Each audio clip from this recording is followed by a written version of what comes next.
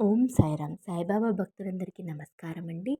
బాబా గారి ఆశీర్వాదాలతో అందరూ ఎల్లప్పుడూ సంతోషంగా, ఆరోగ్యంగా ఉండాలని మనస్ఫూర్తిగా కోరుకుంటున్నాను. ఈరోజు ఒక చక్కటి సందేశంతో బాబా గారు మన ముందుకు వచ్చారండి. ఆ సందేశం ఏమిటో బాబా గారి మాటల ద్వారానే విందాము. ఆ సందేశం ఏమనగా, బిడ్డా, నీవు ఇష్టపడ్డ వారి వల్లే ప్రమాదం రాబోతుంది. ఒక గంట సమయం మాత్రమే ఉంది బిడ్డ. వెంటనే తెలుసుకో. లేదంటే నేను కూడా నిన్ను కాపాడలేను అని మన బాబాగారైతే మనకి ఈరోజు చాలా అంటే చాలా అద్భుతమైనటువంటి సందేశంతో మన ముందుకు వచ్చారండి. మరి మన బాబాగారు ఎలాంటి సందేశం అందించాలనుకుంటున్నారో ఆయన మాటల ద్వారానే విందాం. బిడ్డ, నీకు ఎన్నోసార్లమ్మా పలుమార్లు నిన్ను హెచ్చరిస్తూనే ఉన్నాను. ఇప్పటికీ కూడా హెచ్చరిస్తూనే ఉంటున్నాను. నీవు ఇలాంటి వారిని దూరం పెట్టకపోతే ముందు ముందు చాలా కష్టాలు ఎదుర్కోవాల్సి వస్తుంది. తల్లి, ప్రతి మనిషికి కూడా కష్టాలు, కన్నీళ్ళు, సంతోషాలు, ఆనందాలు, కోరికలు అన్నీ కూడా ఉంటాయి. వారి యొక్క క్రియను బట్టి, వారి యొక్క కర్మ ఫలితాలను బట్టి ఆ జీవితం అనేది వెనక్కి ముందుకి గడుస్తూ ఉంటుంది. కాకపోతే బిడ్డ, ఎప్పుడైతే వారి యొక్క తప్పులు తెలుసుకొని ప్రాయశ్చిత్తం పొందుతారో వారి జీవితంలో ముందుకు వస్తారు బిడ్డ. కర్మ ఫలితాల వల్ల కొన్ని కష్టాలు అనుభవించాల్సి వస్తుంది. అయితే అదృష్టం అనేది ఆ కష్టాల నుంచి బయటపడే మార్గాలన్నిటివి కనిపిస్తూ ఉంటాయి బిడ్డ. ఒకటి గుర్తుంచుకో బిడ్డ, నీతో పాటు సంతోషంలో, దుఃఖంలో, బాధలో ఎవరైతే నీ తోడుగా ఉంటారో వారే నీకు అసలైన ఆప్తులని గుర్తుంచుకో. ఎవరైతే నీవు ఇంకా ఇంకా బాధలు పడాలి, ఇంకా ఇంకా కష్టాలు పడాలి, నీకు ఇలాగే జరగాలి, నీకు ఇలా జరిగితే నాకు సంతోషంగా ఉంటుందని నీ కష్టాలను చూసి ఆనందపడేవారు ఉంటారు చూసావా తల్లి. వాళ్ళు నీ సొంత బంధువులైనా సరే, నీవు ప్రేమించిన వాళ్ళైనా సరే, నిన్ను ప్రేమించిన వాళ్ళైనా సరే, ఎవరైనా సరే వారికి ఎట్టి పరిస్థితుల్లో కూడా దూరంగా ఉండటమే మంచిది బిడ్డ. అటువంటి వారు నీ జీవితంలో చాలామంది ఉన్నారమ్మా. నీకు అసలు గౌరవం అనేది ఎలా లభిస్తుంది చెప్పు? ఏం చేస్తే నీకు గౌరవం దక్కుతుంది?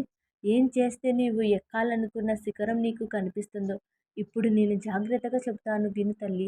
ప్రతీదీ కూడా నీ జీవితానికి ఎంతో ఉపయోగపడుతుందమ్మా. ఎందుకంటే నా బిడ్డ ఆనందంగా ఉండాలని నాకంటే ఎక్కువగా ఎవరు కోరుకుంటారు చెప్పు? నా బిడ్డ కన్నీటితో నా పాదాలు కడుగుతున్నప్పుడు నా మనసు ఎంత బాధపడిందో, నా బిడ్డ సంతోషంగా ఉండాలి, చూడాలి అని నా మనసు ఎంత తపన పడిందో అది నాకు మాత్రమే తెలిసిన బిడ్డ. కాబట్టి నా బిడ్డ సంతోషం కోసం నేను ఇస్తున్న ఈ చిన్న సలహాని జాగ్రత్తగా ఉపయోగించుకో.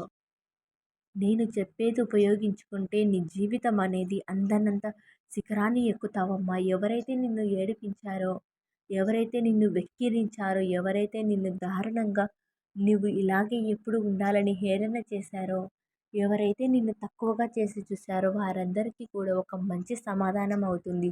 జాగ్రత్తగా విను బిడ్డ. ఈ లోకంలో డబ్బు అనేది చాలా ముఖ్యం. చాలామంది కూడా డబ్బులు ముఖ్యమా, స్నేహం ముఖ్యమా, సంబంధాలు ముఖ్యమా అని అంటూ ఉంటారు కదా. అన్నిటికీ కూడా నేను సమాధానం చెబుతాను తల్లి. మొదట నీ మనసును చాలా దృఢంగా ఉంచుకో. ఎందుకంటే నేను ఇప్పుడు చెప్పబోతున్న వాస్తవాలు నీవు వింటే నిజమా అని నీవే ఆశ్చర్యపోతావు. ఇవి నిజాలన్నీ తప్పకుండా తెలుసుకుంటావు. డబ్బు ఎక్కడ ఉంటే అక్కడ గౌరవం ఉంటుంది బిడ్డ. డబ్బు లేకపోతే ఎన్నో అవమానాలు ఎదురవుతాయి. ఎంతమంది డబ్బు లేదని ఒకే ఒక్క కారణాన్ని మనసులో పెట్టుకొని ఎన్నో సలహాలు ఇస్తూ ఉంటారు. నీ వయసుకు కూడా మర్యాద ఇవ్వరు బిడ్డ. నీకు డబ్బు లేకపోతే మమ్మల్ని మీరు ఏమి చేయగలరు అని దారుణంగా నడుచుకుంటారు. వీటి అన్నిటికీ కారణం డబ్బు లేకపోవడమే. డబ్బు అనేది నీ దగ్గర ఉంటే ఎటువంటి వ్యక్తిత్వమైనా సరే నీ అడుగులకి మడుగులు వస్తారు బిడ్డ. అలాంటి సమాజంలో నీవు బ్రతుకుతున్నావు కాబట్టి డబ్బు అనేది చాలా చాలా ముఖ్యం. ముఖ్యంగా బంధువులు గౌరవించాలన్నా డబ్బులు అవసరం.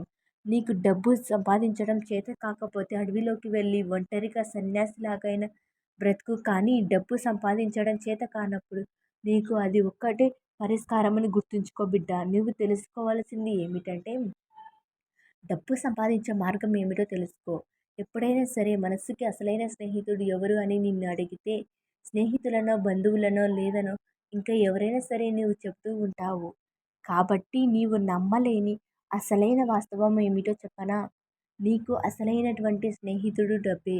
ఆ డబ్బే నీ దగ్గర ఉంటే అందరూ కూడా నీ చుట్టూ చేరుతారు బిడ్డ. ఎందుకంటే నీవు ఏదైనా ఆపదలో ఉన్నప్పుడు కాపాడేది డబ్బే. నీవు ప్రాణాపాయం స్థితిలో ఉన్నప్పుడు ఆ డబ్బేనమ్మా నిన్ను నలుగురు విలువగా చూడాలనుకున్నా సరే ఆ డబ్బే. నిన్ను నలుగురిలో ఒక మంచి స్థానంలో ఉండే విధంగా నిలబెట్టేది కూడా ఆ డబ్బే అని గుర్తుంచుకో తల్లి. ఎప్పుడైనా సరే డబ్బులు సంపాదించడానికి ప్రతి మనిషి కూడా రకరకాల మార్గాలని ఎంచుకుంటూ ఉంటారు. తప్పు చేసి కూడా చాలా సులభమైన మార్గాలు సంపాదించుకోవచ్చు అనుకుంటారు. కానీ అలా సంపాదించిన ధనం అనేది చెడు ధనం అవుతుంది తల్లి.